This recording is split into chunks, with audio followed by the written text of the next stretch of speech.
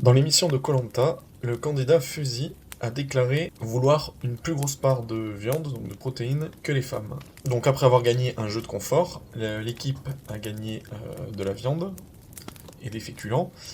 Et donc ce candidat ne trouvait pas ça normal que les femmes aient autant de parts de nourriture que les hommes. Et il y avait d'ailleurs une autre personne, un autre candidat dans l'équipe, qui avait aussi dit qui trouvait ça un peu abusé qu'une fille de 50 kilos mange autant qu'un homme de 100 kilos. Et donc voilà, le buzz, les gens sur les réseaux qui s'excitent, qui crient au sexisme, etc.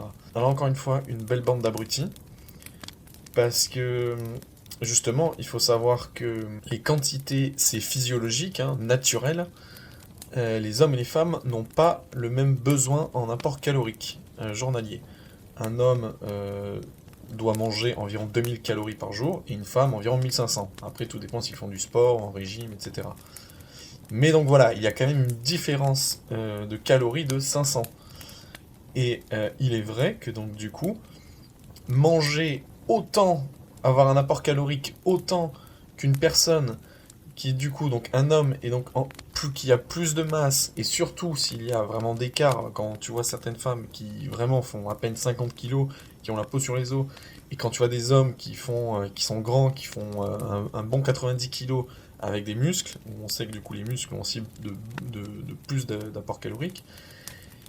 En fait, c'est une question d'intelligence. Si on n'est pas con, on comprend très facilement qu'une personne avec ce gabarit a besoin de plus d'apport calorique. Vous donnez à un enfant de maternelle une image entre un diplodocus et un humain, et vous allez poser la question qui a besoin de plus de nourriture.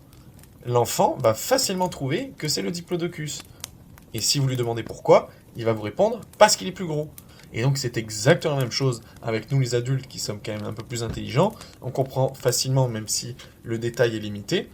Il ne s'agit pas d'un rapport de poids entre un diplodocus et un humain, mais on voit très facilement qu'un homme a, dans les très grandes majorités des cas, besoin de plus d'apport calorique que les femmes. Et donc ce candidat, qui disait vouloir plus de viande que les femmes, il avait bien précisé, ça a bien sûr été coupé dans les réseaux sociaux, qu'il savait que le partage se faisait de manière égalitaire et non par équité. Parce que l'équité aurait voulu du coup que chacun ait la même proportion de viande en fonction de son corps. Ce qui est beaucoup plus juste en réalité.